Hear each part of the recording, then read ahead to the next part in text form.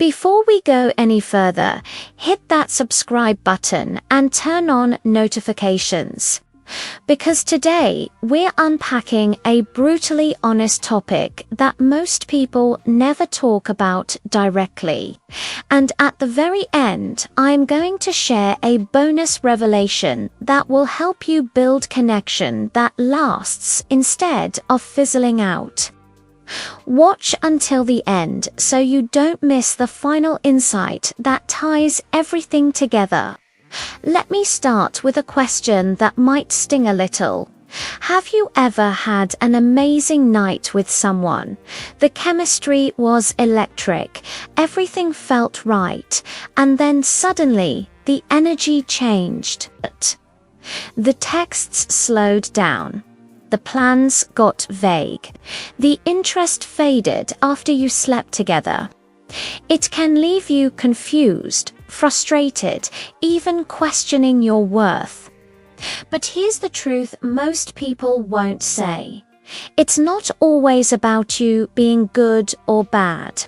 It's often about unmet expectations, misaligned timing, and psychological patterns that get triggered right after intimacy. If you've ever been here and wondered why, stay with me, because we're going to talk about 5 dark truths that explain why interest drops after sleeping together, how to spot them, and what to do differently so you stop repeating the same painful loop. Number 1, novelty fades faster than connection. And if the experience was built on excitement alone, it collapses after the high. This matters because many earlier stage connections are fueled by anticipation, dopamine, and the thrill of the chase. The rush is real, and it's addictive. But novelty is a wave that always breaks. If the foundation beneath it isn't solid shared values, emotional safety, mutual curiosity, then once the novelty fades, so does the motivation to continue. Picture this. You meet on a night out. Conversation flows. There's teasing, flirting, glances that linger. The next time you meet, the tension is sky high, and the physical connection happens fast. The morning after, the vibe is different. The texts feel cooler. You start wondering what changed. Psychologically, this is simple reinforcement. The brain got the reward quickly, and without a deeper bond, there's nothing left to anticipate. The most common mistake is believing that great chemistry equals great compatibility. It doesn't. Chemistry is a spark. Compatibility is the wiring behind the walls. To recognize this early, pay attention to how much of your interaction is about teasing and tension versus shared interests, values, and calm conversation. To apply it, slow down the pacing just enough to build emotional rapport alongside the physical attractions. Ask better questions, share a personal story, and see if it's reciprocated. Create experiences that aren't just about heat, but about connection. If the only thing holding the two of you together is the high, expect interest to drop once the high is satisfied. Number 2, mismatched intentions turn intimacy into a silent negotiation neither person signed up for. This is important because people often assume you want what they want, but intentions can be very different. One person is exploring, the other is auditioning for a relationship. One wants closeness without commitment. The other sees intimacy as a bridge to something deeper. After sleeping together, those mismatched intentions show up fast. A real-life example is clear. You go on 3 dates, you connect physically, and you assume you're now moving toward something exclusive. They, on the other hand, were never looking for anything serious and felt comfortable because no promises were made. After that night, they pulled back because they feel pressure they didn't sign up for. The psychology here is expectation alignment. Humans create meaning around milestones. For some, sex equals deeper connection and commitment. For others, it's part of exploring chemistry without a label. The mistake is to avoid the intentions talk because you don't want to ruin the mood. But clarity never ruins the right connection. How do you recognize and apply this? Bring the conversation forward before intimacy. You don't need a contract. You need a 2-sentence check. I'm really enjoying this. I want to be honest about where I'm at. I'm open to seeing where this goes at a pace that feels right, but I'm not in a place for something casual. How does that land for you? Or if you are casual, say, I'm enjoying our time and want to keep this light and respectful. If that doesn't work for you, tell me. Clear intentions reduce post-intimacy confusion and protect both of you from the silent negotiation that kills interest. Number 3, anxiety or avoidant patterns get triggered after closeness and can look like lost interest when it's really self-protection. This matters because attachment patterns shape behavior, especially after intimacy. If someone is more avoidant, they might crave space after closeness because closeness feels like a threat to independence. If someone is more anxious, they might suddenly need reassurance and read any pause as rejection, which can push the other person away. After sleeping together, these patterns get louder. Imagine this. You had a great night, and the next day you text, I had a great time, would love to see you again. They reply with a smiley and disappear for 2 days. Your mind spins. They must not be interested. But sometimes it's not disinterest, it's discomfort with vulnerability. The psychology is attachment activation. After intimacy, our nervous systems look for safety. Avoidance creates safety with distance. Anxious types create safety with closeness. The common mistake is to chase harder or to punish with silence. Both increase insecurity. The better approach is calm clarity. Send one grounded message that signals interest without pressure. I enjoyed last night. I'd like to see you again. If you're up for it, let me know a good day. Then give space. If they value the connection, they'll meet you there. If they fade, believe their behavior. Recognize patterns by watching what happens after closeness. Do they always pull back? Do you always over-pursue? Awareness of your pattern is power. Regulate yourself, and you'll stop turning their wobble into your spiral. Number 4, the story in their head didn't match the reality, and that dissonance drops interest even if nothing went wrong. This is important because attraction is as much narrative as it is sensory. Before intimacy, people build stories. It will feel like this. We'll connect like that. The night will be perfect. When the reality is different, maybe good but not magical, maybe comfortable but not intense, the brain updates the narrative fast.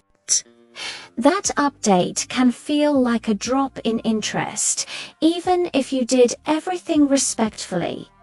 A relatable example: the build-up was spicy for weeks. The actual experience felt tender, slower, not as cinematic as the fantasy. The person compares what happened to the highlight reel they imagined and quietly decides the chemistry isn't what they thought.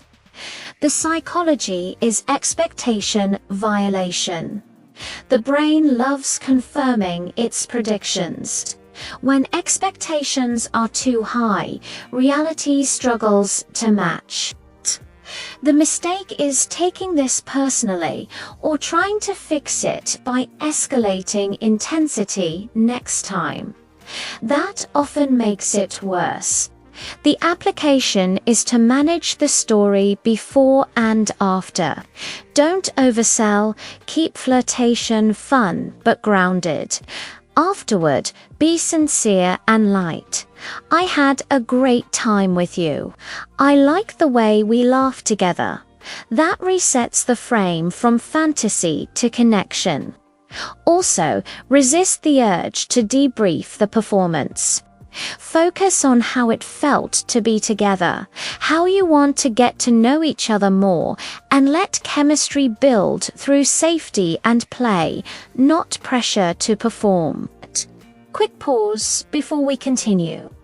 If this is resonating with you, hit like. Drop a comment with the pattern you've noticed in yourself or in your dating life. And make sure you resubscribed so you don't miss future videos that go deeper into these dynamics.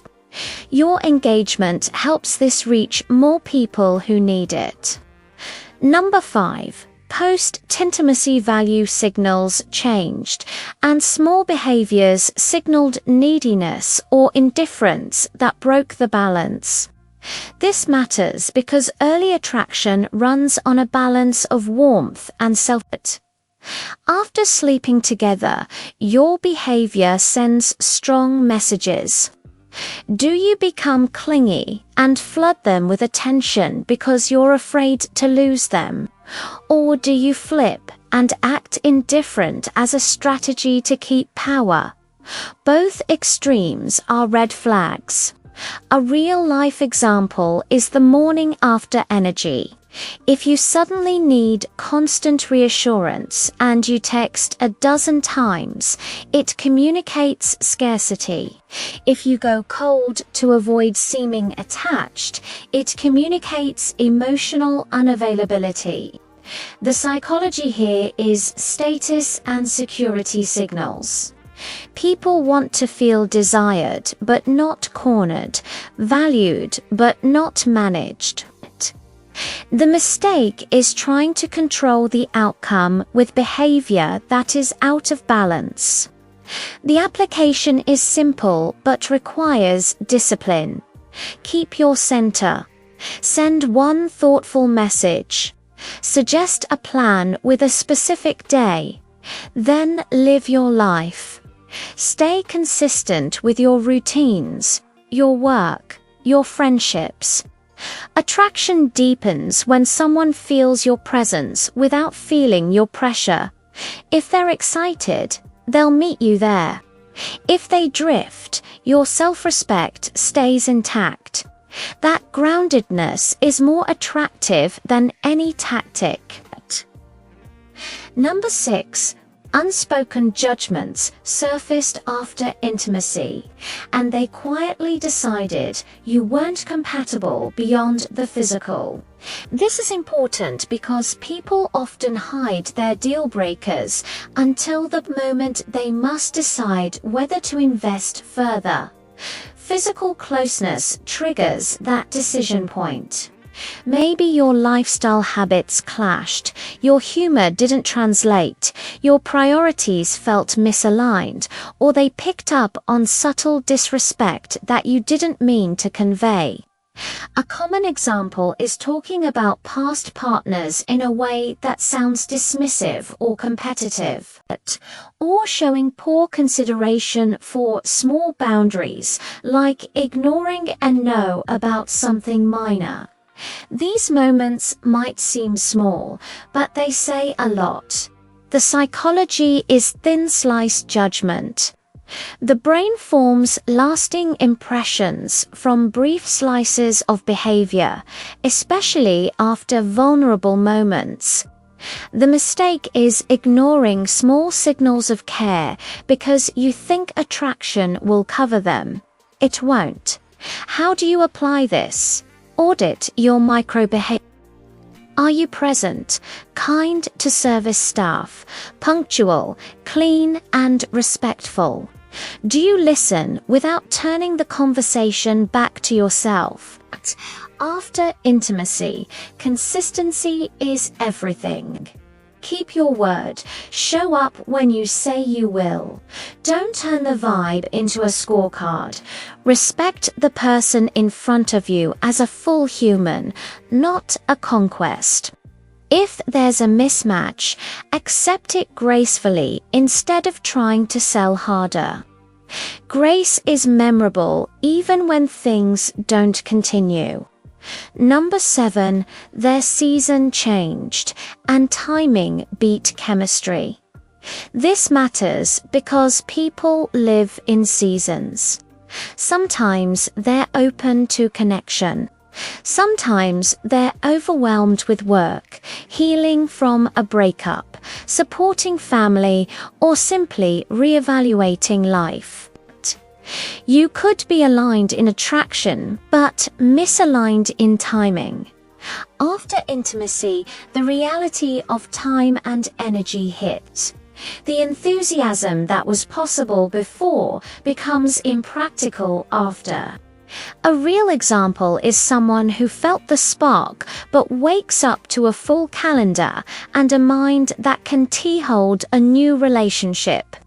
They pull back not because you did something wrong, but because their capacity is low. The psychology is bandwidth. Desire is not the same as availability. The mistake is to take timing personally and spiral. The application is to believe what people show you, not what you hope they'll do. If someone says, "I'm not in the right place for more," accept that at face value and step back with respect. You don't need to burn bridges or chase. You need to honor your time and open your life to someone whose season matches yours. The right person in the wrong time feels like rejection. It isn't, it's misalignment. Accepting that truth saves you months of confusion. Number 8, they never lost interest after sleeping with you. They revealed the level of interest that was already there. This is the hardest truth and the cleanest. This is important because intimacy doesn't create interest. It reveals it. Sometimes the pursuit felt exciting, but their deeper interest was always light. Once intimacy happened, the reality became clear.